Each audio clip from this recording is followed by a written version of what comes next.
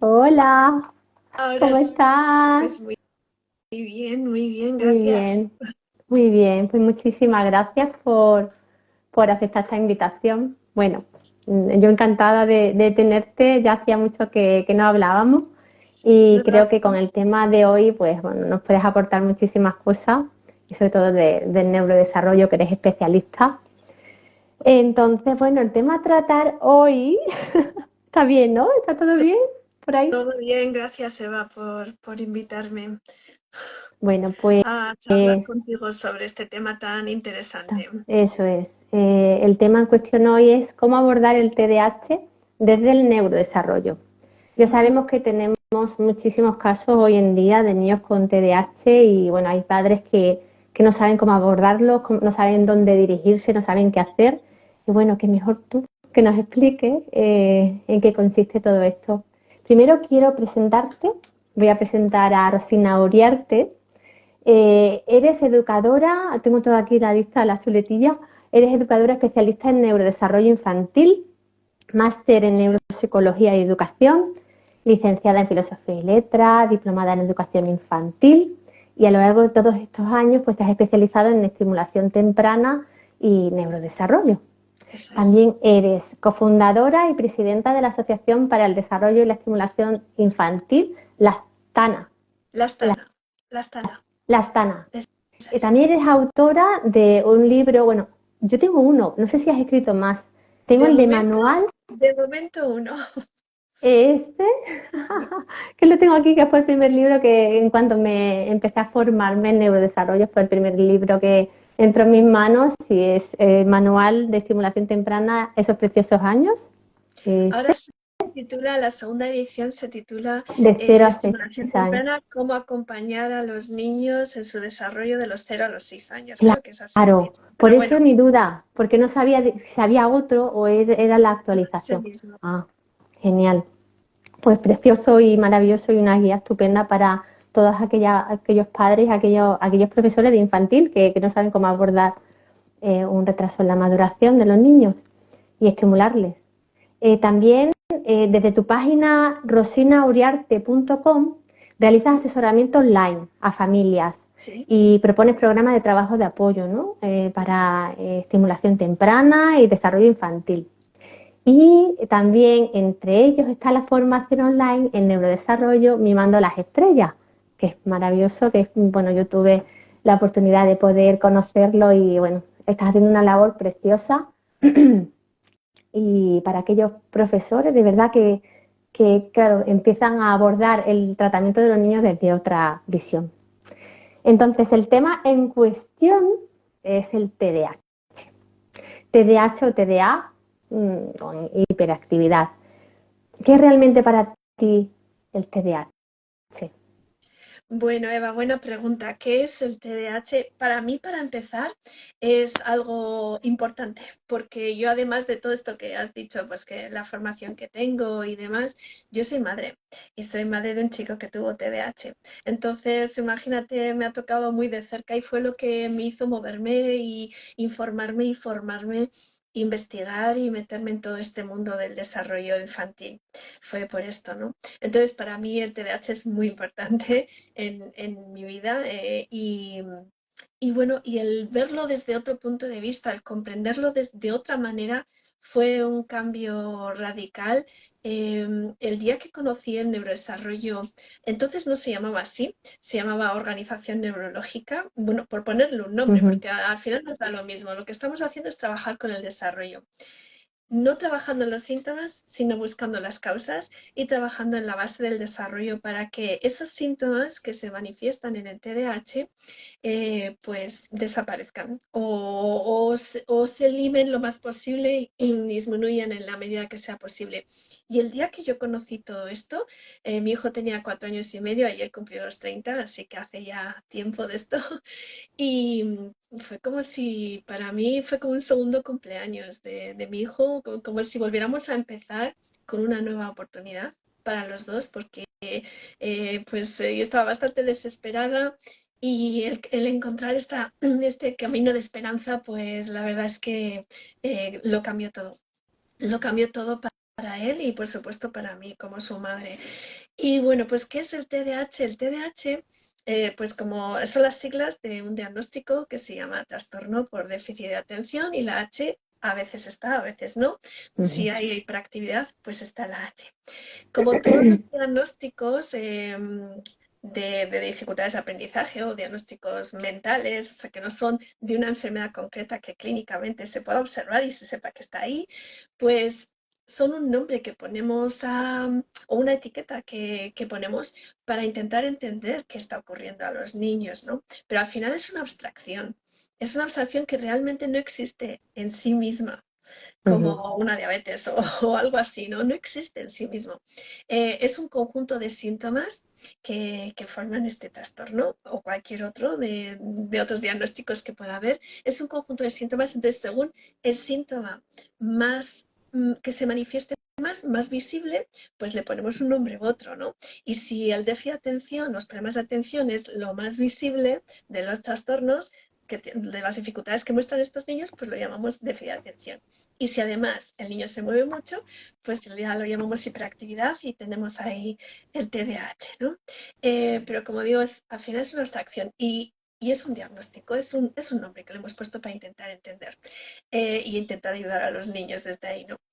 Pero como todos los diagnósticos, hacen referencia a los síntomas, como digo, porque es de lo que estamos hablando, déficit de atención o sin hiperactividad. Y los síntomas son importantes, es importante tenerlos en cuenta para saber qué es lo que está ocurriendo, para saber que hay algo que no va bien y que debemos ponernos manos a la obra para trabajar con los chicos, ¿no? Con nuestros hijos.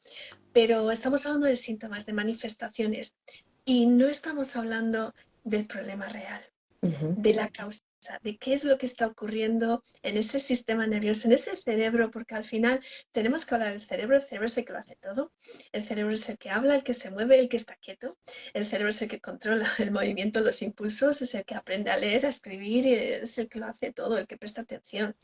Entonces, tenemos que saber por qué no están funcionando las cosas, porque ese cerebro no está haciendo el trabajo que esperamos de la misma manera en la que nos gustaría o que lo hacen otros niños, ¿no? Y tenemos que intentar ir ahí a la causa. La causa, a veces no sabemos cuál es la causa primera, ¿por qué? El por qué. Podemos intuirlo, pero solamente no sabremos con toda seguridad.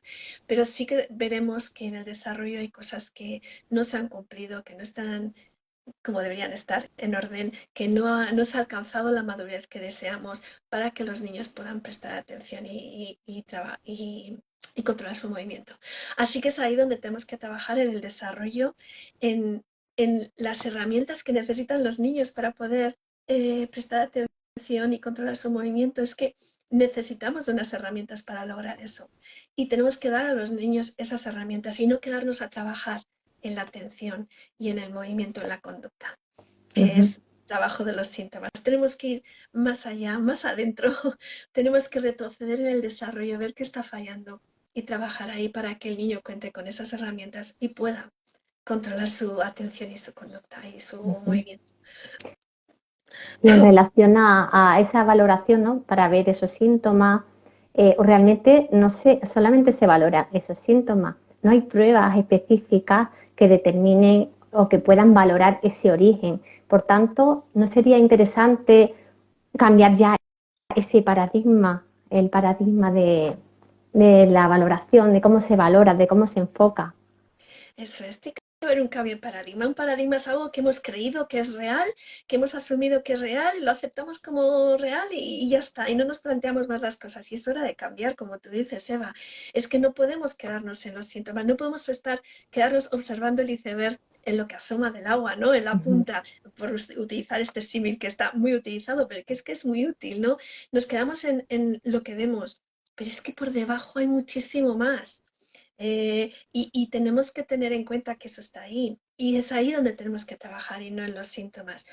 Y como tú dices, no existe una prueba que nos diga, una prueba clínica, porque no hay un trastorno clínico, no hay una enfermedad o algo que podamos decir, es que existe esto y bueno, pues tienes que tomar esta medicación o lo que sea para solucionarlo. La medicación que toman nuestros hijos, nuestros niños con TDAH, no soluciona el problema, enmascara los síntomas, trabaja los síntomas, Ujú. pero el problema no se toca.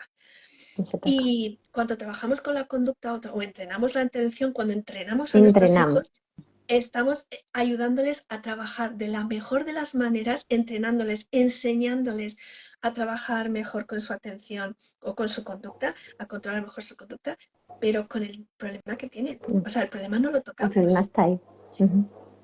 Y ya es hora, como tú dices, de ir al origen de lo que está ocurriendo y no quedarnos en los síntomas, porque si nos quedamos en los síntomas, el niño va a tener esa dificultad ahí siempre. Podrá aprender maneras de compensar y de funcionar mejor, pero siempre con esa dificultad ahí, mientras no nos dirijamos directamente a esa dificultad, a trabajarla, donde Ujú. está realmente, que está en el desarrollo. En el En desarrollo. el desarrollo y bueno, y tenemos que ir ahí a los fallos. Y pues otro símil que también utilizo mucho es el de la casa, ¿no? Eso es. Pues si el cerebro o el desarrollo, que al final estamos hablando de lo mismo, cuando hablamos de desarrollo infantil estamos hablando del desarrollo del cerebro en Ujú. las etapas tempranas de la vida, que es cuando más se está desarrollando realmente. Em, si el cerebro fuese una casa, digamos que tenemos que bajar a los cimientos, o si el desarrollo fuese una casa, tenemos que bajar a los cimientos a trabajar ahí.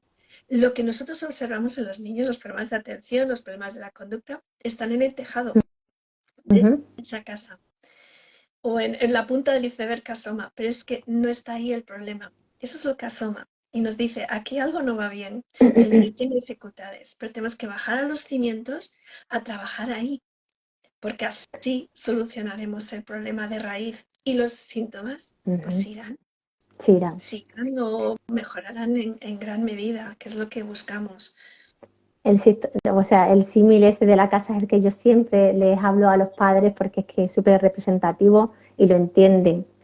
¿Y cómo pueden valorar o cómo se podría valorar, cómo se le puede enseñar a los profesionales a valorar qué está originando esos síntomas? Porque, por Claro, ejemplo, nosotros hacemos nuestro screening, bueno, yo quiero que tú lo expliques porque, bueno, tú ya sabes cómo yo trabajo, que valoramos no solamente el neurodesarrollo, sino también el procesamiento visual, auditivo, que puede venir todo de ahí. ¿Cómo lo valoras tú? Cuéntame. bueno, claro, en un ratito es un poco difícil de explicar, pero en realidad puede parecer muy complejo cómo bajamos a los cimientos de la casa. ¿Dónde están esos cimientos? ¿Qué es eso de los cimientos, no? Bueno, los cimientos son el desarrollo de base. ¿Y qué es el desarrollo de base? Son las herramientas o el desarrollo que tiene que haber alcanzado un niño de base, lo básico que necesita para poder prestar atención o aprender con calidad, sin un sobreesfuerzo y con éxito, ¿no? Entonces, lo que hacemos es valorar, evaluar, observar el desarrollo de base y trabajar ahí. Y el desarrollo de base es algo muy, muy básico que nos ayuda a prestar atención y pues a aprender. ¿Qué es lo que necesitamos para prestar atención y aprender? Es que lo necesitamos prácticamente todo. Necesitamos haber tenido buenas experiencias con el cuerpo y el movimiento en el espacio. Necesitamos haber tenido esas buenas experiencias porque tiene que haber un buen control del cuerpo, tiene que haber una buena conexión con el cuerpo para que el niño pueda estar sentado con todas las funciones que deberían ser automáticas, realmente siendo automáticas. Quiere decir, si un niño está sentado pero no controla de forma automática y sin ningún esfuerzo el movimiento, va a estar empleando esfuerzo consciente en tengo que estar sentado quieto porque me van a regañar, me van a Y no va a castigar, aprender. me han dicho que tengo que estar Ujú. aquí sentado, tengo que estar prestando atención, tengo que estar leyendo esto. Si él está haciendo un esfuerzo para eso, para controlar su cuerpo, para controlar el equilibrio, para controlar una postura cómoda, para controlar la necesidad de moverse, si él tiene que hacer cualquier esfuerzo desde la conciencia para eso, ya no le va a quedar esfuerzo consciente Para para prestar atención aprender. y aprender. Ujú. Entonces, hay muchas funciones que tienen que salir fáciles, sin ningún esfuerzo y automáticas, que son estar quieto. Lo más difícil de todo para los niños es estar quieto. Ujú. Es mucho más fácil moverse, es más fácil activarse y moverse y estar en movimiento. El mayor control del movimiento no es moverse correctamente y coordinadamente y fluidamente y rápidamente. No, el mayor control del movimiento y del cuerpo es poder estar quieto. Ujú. Y poder estar quieto de una manera cómoda y automática. Por supuesto que los niños, según la edad, pues cuanto más pequeños, más tiempo Claro. les va a costar estar Ujú. quietos, pero el niño tiene que poder estar quieto el tiempo que suponemos es natural por su edad para poder pues prestar atención y aprender. Y una vez que el cuerpo ya todas esas funciones salen automáticas, incluidas funciones auditivas y visuales, como tú has mencionado, es que no tenemos en cuenta que, por ejemplo, para poder prestar atención, si tengo un texto delante, tengo que tener un sistema visual que funciona también automático, fácil, eficaz, sin que yo tenga que hacer ningún esfuerzo. Ujú. Y, y todo esto se logra en el desarrollo. No sale, no nacemos con un sistema visual maduro preparado para leer, no nacemos con un sistema motriz del cuerpo, la postura, el tono muscular, el equilibrio, todo preparado para sentarnos a prestar atención. No nacemos con eso de serie, no viene de serie, sino que todo se va adquiriendo con el desarrollo desde el momento de la concepción. Y hay niños que no han alcanzado esas posibilidades y necesitan, pues eso, cosas muy básicas, como moverse de forma coordinada a nivel grueso para que lo hagan también los dos ojos para poder leer, por ejemplo, a nivel fino. Necesitan, pues eso, un buen equilibrio, un buen tono muscular. Muchísimas cosas han de lograrse antes de poder estar sentados, prestando atención y aprendiendo y controlando el movimiento. Entonces, ahí está el trabajo de base y no es tan difícil. Suena muy difícil cuando no lo conoces, pero una vez que lo conoces y conoces el desarrollo, es que tenemos que conocer el desarrollo Ujú. y lo que es importante en el desarrollo. Y entonces veremos cómo muchos niños no lo han cumplido. Y si no lo han cumplido, vamos a tener que trabajar ahí. Y no va a ser un trabajo con la lectura, la escritura, las matemáticas, la atención, porque eso El pertenece al lenguaje también, ¿eh? el lenguaje también pertenece al tejado de la casa, a áreas superiores de nuestro cerebro. Eso es como el final de la meta, Sí. a donde queremos que nuestros niños lleguen, ahí a prestar atención, a tener un buen lenguaje, a prestar atención, a aprender a leer, a escribir, estar quietitos, controlando el movimiento. Queremos que lleguen ahí. Pero es que para llegar ahí a esa meta tienen que haber hecho un recorrido previo hacia esa meta. Y en el recorrido es donde ha habido cosas que se han dejado por el camino, que no se han Ujú. completado. Entonces, en lugar de trabajar en la meta, lectura, escritura, atención, entrenando la atención, entrenando el comportamiento, no, en lugar de quedarnos a trabajar en la meta, que es un buen trabajo, pero es el trabajo más infructuoso porque Es no el más estamos dando al frustrante. niño las herramientas que necesita para llegar a esa meta. Ujú. No estamos recorriendo con el niño, con la niña, el recorrido que necesita para llegar a esa meta. Y eso es lo que tenemos que hacer. Queremos que nuestros niños lleguen a esa meta, que aprendan y que controlen el comportamiento y el movimiento como nos gustaría, como desearíamos por su edad, ¿no? Y para eso tenemos que volver atrás en el desarrollo, acompañarles en ese camino hacia la meta, dándoles todas esas herramientas que necesitan. Y Y el donde trabajo es, es mucho más bonito, bueno, más bonito, es que es más motivante para los claro, chicos, para los niños, en lugar de sentarlos a prestar atención y a hacer lo que más les cuesta, pues lo que hacemos es trabajar, claro, con la base. La base es todo movimiento y cuerpo, movimiento, cuerpo, sensaciones, el cuerpo. y trabajo con los estímulos, con los sentidos y con el cuerpo y con el movimiento. A los Ujú. niños les gusta mucho más el trabajo, tenemos esa ventaja y es más motivante para ellos y es lo que es más eficaz.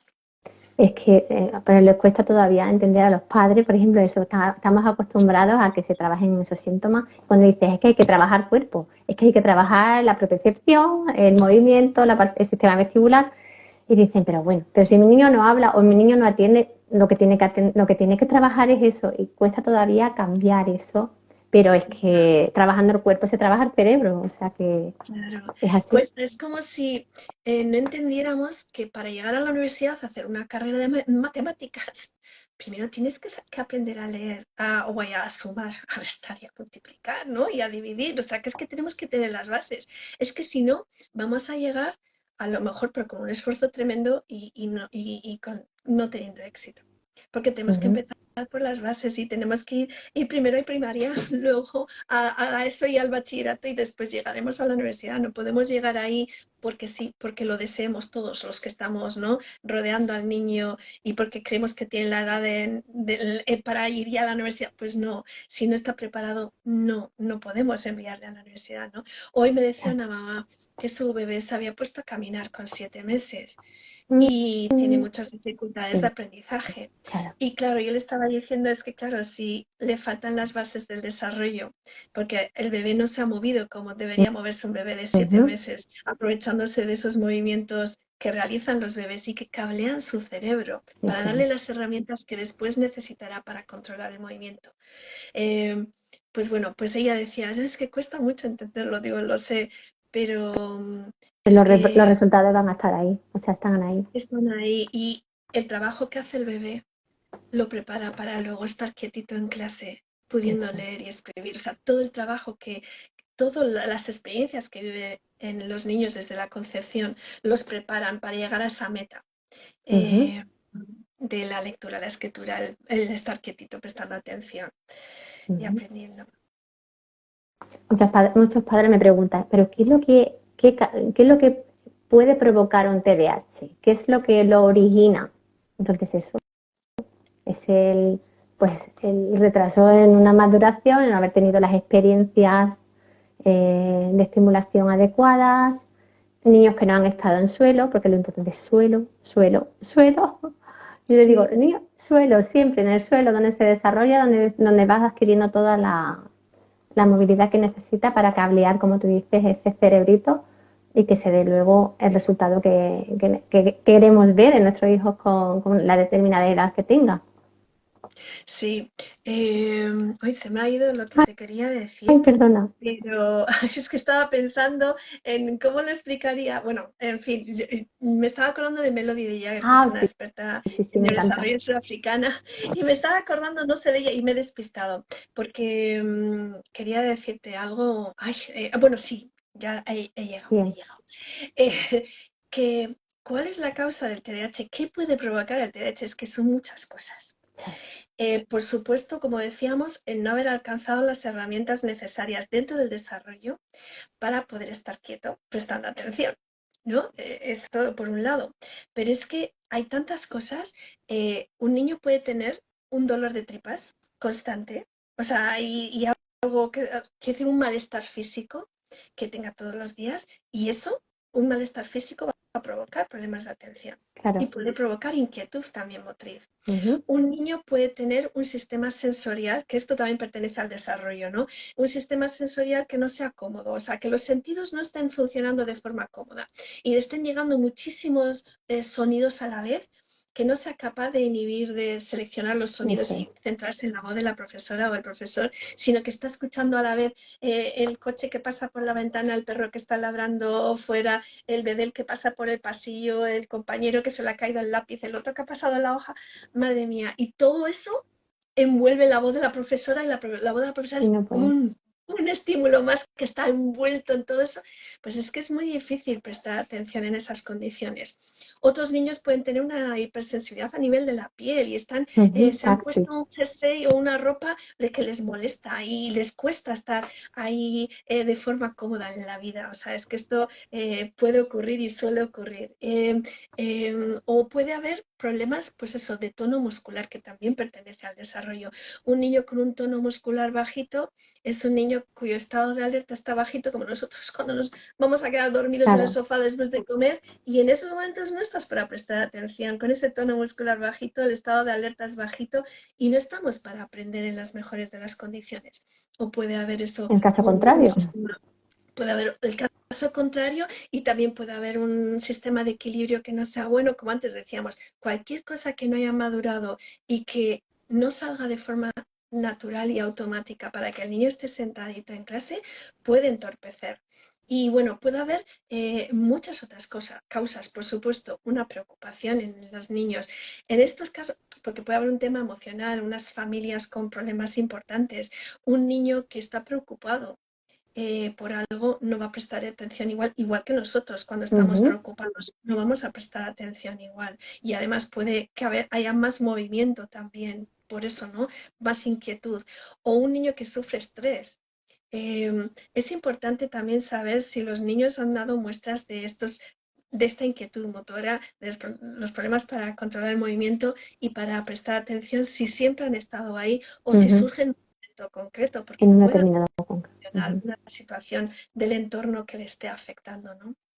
El estrés. Muchos niños han nacido con estrés. O ya el estrés puede venir desde la gestación, el estrés Claro. puede venir del nacimiento, el estrés puede venir de después de nacer porque han estado solitos en una incubadora o en situaciones difíciles de salud que suponen un estrés para ese organismo, ¿no? Para ese pequeño ser que lo que necesita es el cuerpo de su madre, tranquilidad y porque la tranquilidad y la seguridad y la confianza es lo que nos permite desarrollarnos y crecer. Un Ujú. cerebro que no está en situación de paz, de seguridad, sintiéndose seguro y confiado, va a estar en modo supervivencia. Ujú. Un bebé solito, un bebé con procedimientos médicos o con un problema de salud De salud. importante, con una amenaza de aborto, todo esto va a hacer que el cerebro se ponga en modo supervivencia Ujú. y funcione en modo supervivencia para ayudar a ese niño a sobrevivir ante un peligro, ¿no? Y muchos cerebros se cablean de esa manera, se construyen de esa manera en el momento en el que se están construyendo el cerebro, está madurando y creciendo a toda velocidad, Ujú. y muchos niños siguen funcionando en modo estrés por algo que ocurrió muy tempranamente. Y Eso. esos niños que están en modo estrés, pues van a estar a muchas cosas, a posibles peligros, porque el estrés es eso, es un miedo a un peligro que aunque no nos parezca real, el cerebro interpreta que lo es. Claro. Y igual que nos pasaría a nosotros cuando tenemos estrés, que no estamos para, a veces, no sé si te ha pasado, Eva, o ha pasado a quienes nos están escuchando, a mí me ha pasado cuando tienes una etapa de estrés, es que a veces te hablan y ni siquiera has procesado lo que te han dicho, Eso es. o estás viendo una O no película y luego atiendes. dices, ¿qué he visto? Porque no me acuerdo de nada, o no me Ujú. acuerdo del nombre de las personas que conozco, o no sé dónde dejo las gafas, las llaves, y no estoy para aprender. Y además estoy muy Ujú. nerviosa y me muevo más. Entonces, puede haber tantas causas que Ujú. provocan, porque como para prestar atención y para estar tranquilos y controlar el movimiento, necesitamos eso, estar tranquilos y que no haya ninguna preocupación, estrés y demás, pues es que cualquier cosa puede incidir en que un Ujú. niño pueda prestar atención en condiciones o no. Entonces puede haber muchas causas, habría que investigar Ujú. cuáles. La mayoría pertenecen al desarrollo, pero No, podría haber causas desarrollo. emocionales o del entorno también. Eso es. Y habría que saberlo Es para... que me han surgido tantas preguntas ahora. Bueno, surgido porque yo, vamos, a todo te digo que sí, porque vamos, estoy de acuerdo. Pero o sea, es súper importante saber cómo ha sido ese desarrollo de embarazo, cómo ha sido ese embarazo, cómo ha sido ese parto también. La forma de nacer es súper importante. Mucho. Si ha vivido una situación estresante la mamá, también se puede activar, como tú dices, el reflejo del moro, del miedo paralizador, y ese se instaura y ese, pues eso hace que no se pueda centrar. O sea, hay tantas cosas que, bueno, a ver, también ahí puede haber una parte genética, pero También, también ahí también, también sí. puede haber una parte genética. Sí, que se me ¿Mm? olvidó decirlo, porque en la mayoría de las familias, en muchas familias, cuando tenemos un hijo con problemas de atención, hiperactividad, pues lo relacionamos, ¿no? Lo conectamos con experiencias de nuestras, de la mamá o del papá, ¿no? Sí, muchas veces hay una predisposición genética, muchas veces. Ujú. Lo que ocurre es que a veces no nos podemos quedar en pensar, bueno, es una cuestión genética y ya está, porque aunque haya una predisposición genética, es que también se puede trabajar desde el desarrollo, Ujú. porque es que Claro, muchos padres también llevamos nuestros fallos en el desarrollo eso es. que nos han trabajado y los hemos transmitido. Y no debemos pensar lo que muchos papás me dicen, bueno, no me preocupa porque yo también fui así y mira, ya he salido Eso adelante y es. aquí estoy. Vale, sí, hemos salido adelante de aquella manera, en algunos Claro, casos, yo hablo por mí, con un gran esfuerzo que no me gustaría que mis eso hijos es. tengan que hacer, compensando y con gran esfuerzo, pero además puede ocurrir que aunque hay una predisposición genética y nuestros hijos lo hayan heredado de nosotros, si a esta genética se le añade algo más del entorno, un El factor del entorno. entorno que tiene un peso muy grande, Ujú. incluso según la epigenética, que es una ciencia que nos habla de lo que está por encima de la genética, pero se llama epigenética, ¿no? Y nos Transgeneracional. dice cómo los factores del entorno, y los factores del entorno son todas las experiencias y todo lo que siente, toda la información sensorial que llega al niño desde el momento de la concepción. Los factores del entorno tienen un peso tan grande que pueden modificar los genes o hacer que unos genes se manifiesten más o menos. Así que el entorno o las experiencias que tienen nuestros hijos tienen un peso muy grande. Si se añaden a ese factor genético, puede ocurrir que nuestros hijos tengan más dificultades de las que tuvimos nosotros y no lleguen a compensar como hicimos nosotros y les cueste más trabajo. Tenemos que ayudarles, o sea, no podemos quedarnos en, bueno, es una cuestión genética y ya está. Tenemos que ayudarles para que funcionen de la mejor de las maneras, ¿no? Y darles esas herramientas que necesitan. ¿Y cómo podemos, qué información le podemos dar a los padres en el momento que ya pues le diagnostican o tienen ese diagnóstico que viene de TDAH, que yo siempre hago así, entre comillas, TDAH porque son unos síntomas? ¿Qué consejo le das a esos padres? ¿Qué tienen que hacer? ¿Qué pueden hacer? ¿Dónde pueden dirigirse? Pues claro, muchas veces lo primero que se encuentran es que van al neuropediatra y ya le dicen ese diagnóstico, se quedan así y le dicen que tienen que medicarse. Entonces, claro, ellos se desbordan, se vuelven empiezan a buscar información, pero como que dan palos de ciego. ¿Qué le dirías a esos padres? Damos palos de ciego porque nadie nos ofrece la luz para que veamos, ¿no? O muy poquitas personas nos ofrecen. Entonces, pues yo le diría a los padres que tengan en cuenta que ese diagnóstico, el niño es el mismo el día antes de recibir el diagnóstico que el día que lo recibe. Lo digo porque los padres no nos hundimos ante un diagnóstico y el niño es el mismo, con el diagnóstico o sin él, y tiene las mismas necesidades. Y nosotros ya somos conscientes de las necesidades que tiene, por eso hemos buscado el diagnóstico, pero estamos siempre buscando el diagnóstico y nos obsesionamos con el diagnóstico y por encontrar uno. A mí me pasó también. Lo que tenemos que, donde tenemos que centrar nuestra atención y nuestro esfuerzo es en qué dificultades muestra mi hijo y dónde creemos que podemos trabajarlas.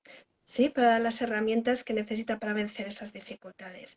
Tenemos que acudir a un profesional que vea al niño fuera del diagnóstico, o sea, por detrás o por delante del diagnóstico, sin ese diagnóstico delante. Porque ese diagnóstico no nos está diciendo nada de nuestro hijo, nada que no sepamos. Nos lo dan y nos hundimos, pero si es que, a ver, nos están diciendo que no puede prestar atención y que es muy movido y que no tiene control del movimiento. Si ya lo sabemos.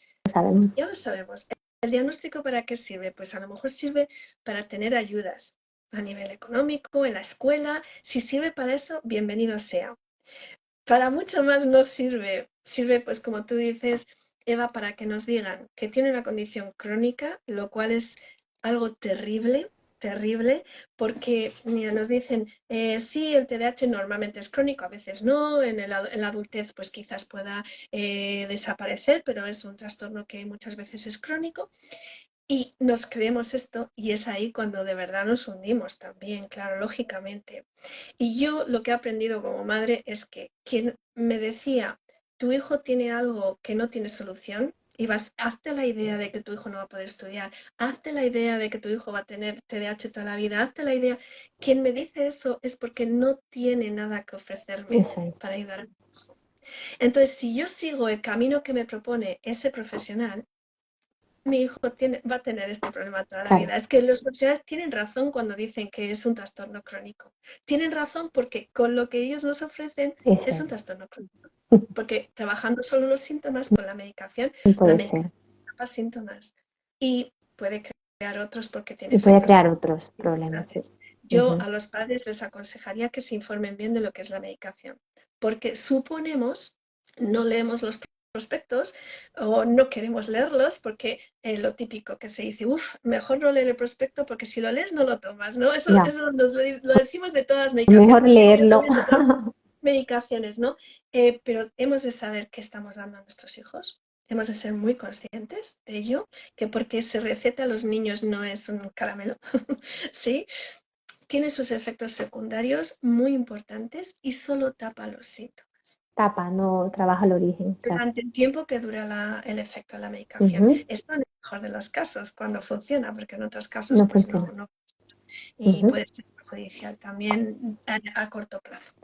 Y luego también les diría eso, que busquen un profesional experto en neurodesarrollo. Muchos profesionales a los que yo acudiría por buscarlos, porque es que claro, no es fácil de buscarlos, no sabemos cómo buscarlos, ¿no? Yo acudiría a la optometría comportamental, porque hay muchos ujú, profesionales que están formados no solamente en todo el sistema visual, también el auditivo, en reflejos primitivos y demás. También en centros como el tuyo, Eva, en centros ujú, que trabajáis con el neurodesarrollo, trabajáis también con ujú. reflejos primitivos, trabajáis el desarrollo en su conjunto. Eso es. Y es lo que tenemos que ir a un centro. Y bueno, he mencionado la optometría comportamental, pero hay muchos otros profesionales que no son optometristas, que son psicólogos, pedagogos, Ujú, logopedas, pero que trabajan con el niño en su conjunto. eso No es. nos sirve Ujú. trabajar solo una parte. No nos sirve trabajar solo pues No, la porque logopedia, desde la psicología.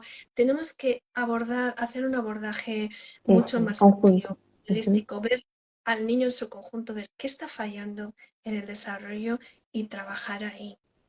Y, y hay muchos profesionales como tú, Eva, que estáis trabajando ya, o sea, ya digo porque hace tiempo. 25 años era más difícil y me tuve que mover mucho como madre, pero hoy en día es mucho más fácil. Tenemos mucha más información también al alcance de nuestra mano para llevar a nuestros hijos y sin duda es el camino. Sin Ujú, porque tenemos que ver qué es lo que está ocurriendo, en qué condiciones están funcionando nuestros hijos. No nos basta decir que nos digan, tiene déficit de atención y hiperactividad. Bueno, eso ya lo sé. y ya está. ¿Qué hago Ujú, con eso? Educar, como decíamos antes, educar y enseñar y entrenar. Siempre que estemos educando, enseñando y entrenando, no estamos tocando el problema. claro. No lo estamos tocando. Que no es que no tengamos que entrenar, enseñar y educar, pero es que ese no es el camino para solucionar el problema. Es que muchas veces adiestrar y eso también les crea mucha frustración a los niños, porque hay niños que sí, que con el esfuerzo consiguen, digo, trabajando los síntomas, pero hay otros que se frustran e incluso abandonan la tarea, no quieren hacerla. Entonces, trabajando desde ese origen, como tú dices, es mucho más gratificante, estamos trabajando directamente el cerebro, que lo está haciendo más receptivo para el aprendizaje y es mucho más bonito, placentero, porque además duermen bien, niños que no duermen, duermen bien, empiezan pues eso, a prestar más atención, empiezan a desarrollar lenguaje, empiezan a estar más quietecitos y bueno, es maravilloso. ¿Alguna vez? Tú no, sí, sí, Sí. cuenta, cuenta. Lo estaba pensando pues en cuántas veces, bueno, o algunas veces, como me han dicho algunas mamás, no, no, yo no puedo trabajar, pues eso, con un trabajo de cuerpo, de movimiento, no puedo hacer eso porque nos lleva 3 horas hacer los deberes. Esa es la realidad de muchas familias, 3 horas haciendo los deberes, pues eso, y en una situación como la que tú has descrito, un niño que odia ya o sea, sentarse y el hacer los deberes, y es una lucha y los padres luchan y eso es algo, un calvario, es un Ujú, calvario para todos, para el niño y para las familias. Y yo les digo, si supieras que trabajando media hora eso con es. el cuerpo y el movimiento, esos deberes de 3 horas se convertirían en una. Ujú, Y el niño trabajaría encantado.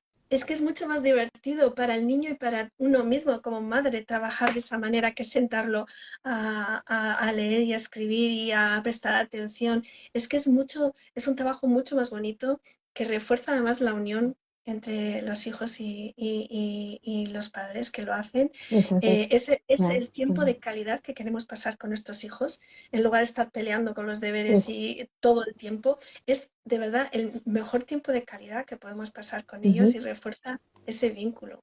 Y si vamos a hacerlo de una manera pues lúdica y disfrutando, ¿no?, con ellos.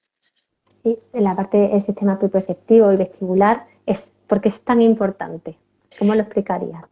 Sí, que es el tema, sí, todo lo que es el sistema o el sentido táctil y propioceptivo y el vestibular. Tenemos 5 sentidos que conoce todo el mundo, ¿no? La visión, la audición, el olfato, el gusto y el tacto. Esos 5 sentidos que conoce todo el mundo son los sentidos externos, porque nos informan de lo que hay fuera. del mundo, nos ayudan a conocer el mundo. Yo veo lo que hay fuera, escucho lo que hay fuera de mí, degusto lo que viene de fuera, ¿no? Lo introduzco en mi cuerpo a través de la boca y lo degusto, huelo lo que hay fuera y toco el mundo, ¿no? Y todo eso es importante, es información importante, pero si es importante la información del mundo que hay fuera de mí, ¿cuánto más no lo será la información de mí mismo, de mi cuerpo, de dónde estoy? ¿Qué tengo que hacer para prestar atención? ¿Qué tengo que hacer para estar aquí, sentirme que estoy aquí, que estoy conectado conmigo mismo? Esa información es muchísimo más importante que la que hay fuera. Yo no puedo aprender lo que hay fuera si no lo aprendo primero dentro. Y todo lo tengo que aprender desde mi cuerpo. Mi cuerpo es el eje de referencia, es la antena que utilizo para aprenderlo todo y es el eje de referencia desde el cual yo lo aprendo todo. Si yo no estoy bien conectado con mi cuerpo y no siento bien mi cuerpo y no me siento bien presente y no he conseguido todas estas cosas que decíamos de la base del desarrollo, pues me va a costar mucho aprender fuera. Entonces, hay unos sentidos que son internos y que nos informan de nosotros mismos y que son tanto, yo creo que más importantes que los sentidos externos. El tacto también lo podemos meter en el sentido interno, porque yo puedo tocar el mundo de fuera y aprender de fuera, pero el mundo me toca a mí. Claro. Otras personas me tocan a mí y aprendo de mí misma y me conecto con mi cuerpo y conmigo misma.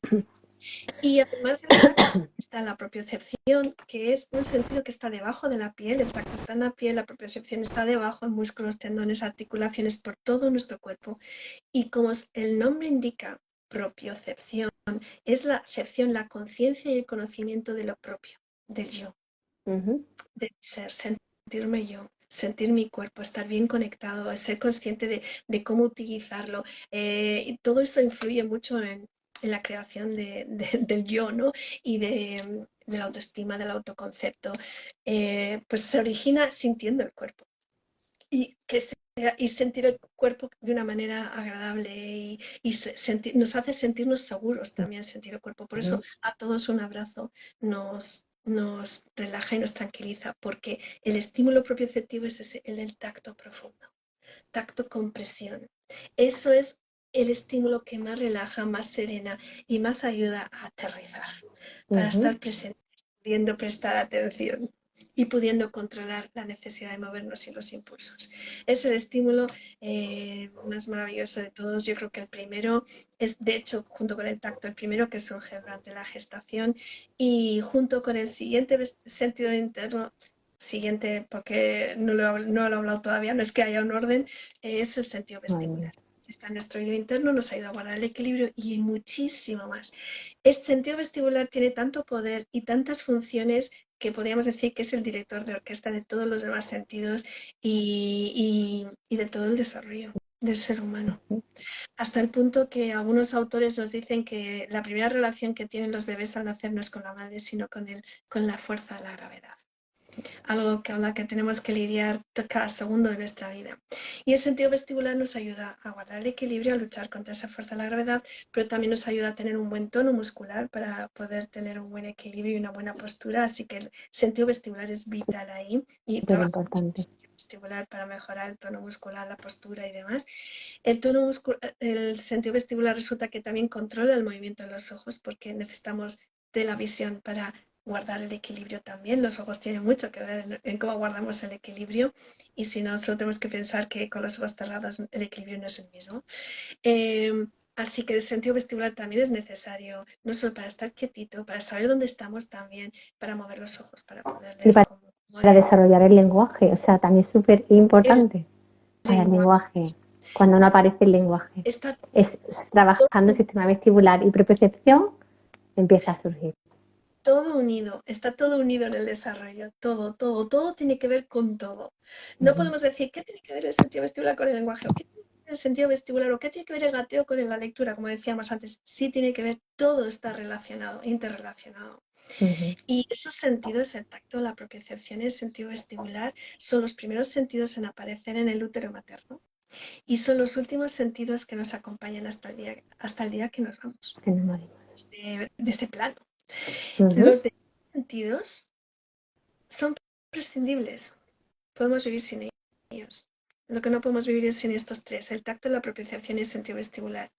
Y si no están haciendo un buen trabajo estos sentidos porque el sistema nervioso, el cerebro no ha madurado bien y estos Ujú. sentidos, ha habido algo que ha ocurrido muy tempranamente y estos sentidos no están haciendo del todo bien su trabajo, va a haber dificultades y nosotros necesitamos estos tres sentidos para tener un equilibrio físico, una estabilidad física y mental, psíquica Ujú. y mental, a lo largo de toda nuestra vida.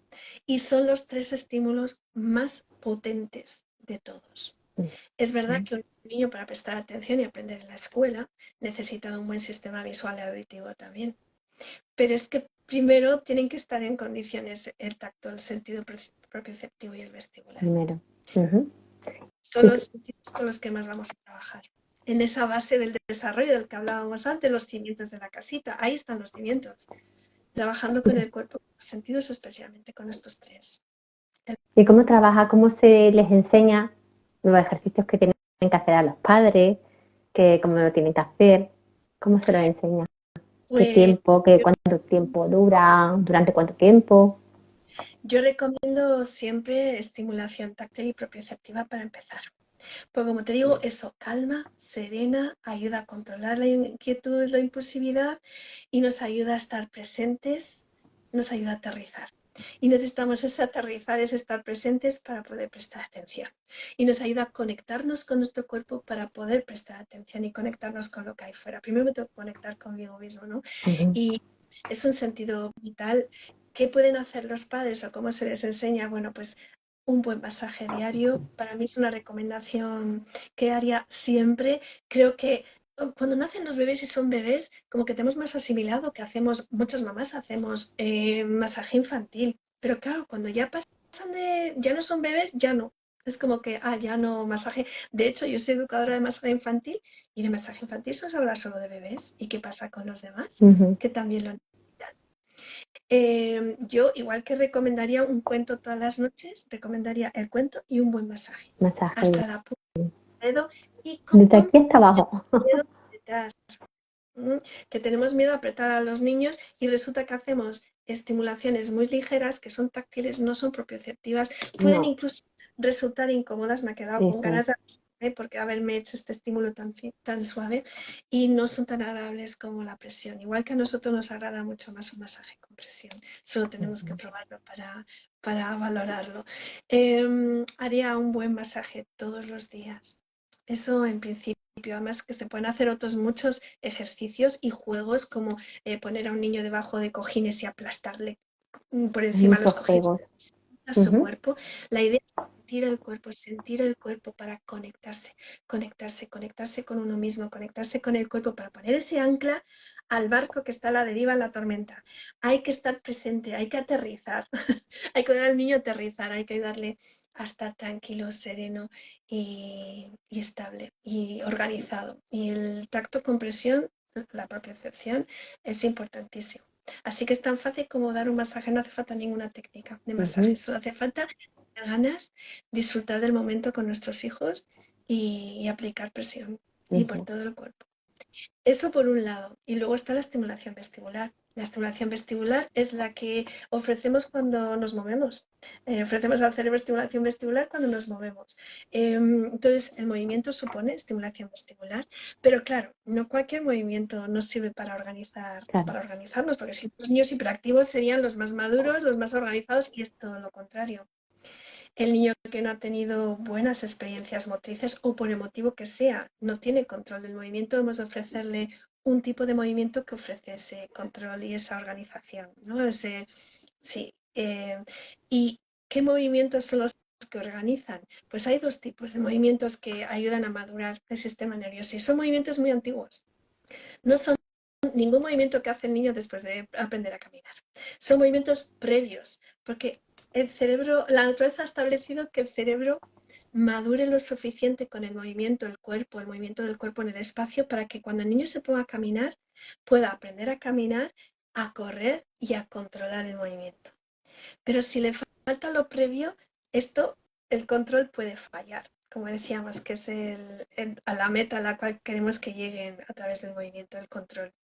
Entonces, los movimientos organizadores para el cerebro y el desarrollo son movimientos muy antiguos. ¿Y cuáles son esos movimientos? Todos los movimientos que conllevan mecimiento, porque ya lo tenía el bebé en el útero de su madre. Cuando la mamá se mueve, el bebé se está meciendo. Entonces, todos los movimientos que lleven un mecimiento y que hay una repetición, una cadencia. La Por ejemplo, repetición. Ujú. columpio, ¿sí? O saltar. Todos los movimientos, porque claro, en nuestro sistema vestibular tenemos varios canales semicirculares, en fin, bueno, hay como varias partes que se estimulan según los movimientos que hagamos. Entonces, todo lo que sea movimiento arriba y abajo, adelante y atrás, como en un columpio, a un lado y al otro, girando, dando vueltas, todos estos movimientos son estupendos para la estimulación vestibular. Entonces utilizan hamacas, columpios, una toalla cogida por las puntas de entre dos adultos para mecer al niño. Me gusta mucho el trabajo con la pelota de pilates porque la pelota de Ujú. pilates sirve como columpio porque sentamos al niño y Claro, no lo podemos utilizar como si fuera un columpio para adelante y para atrás, para un lado y para para que el otro. Podemos controle el tono. que también son estimulaciones diferentes a nivel vestibular y podemos hacer croquetas rodando por el suelo. Croquetas, las croquetitas. Eso son mágicas, ¿verdad? Para mí sí, sí, sí, sí, sin duda. La croqueta para mí es un ejercicio esencial.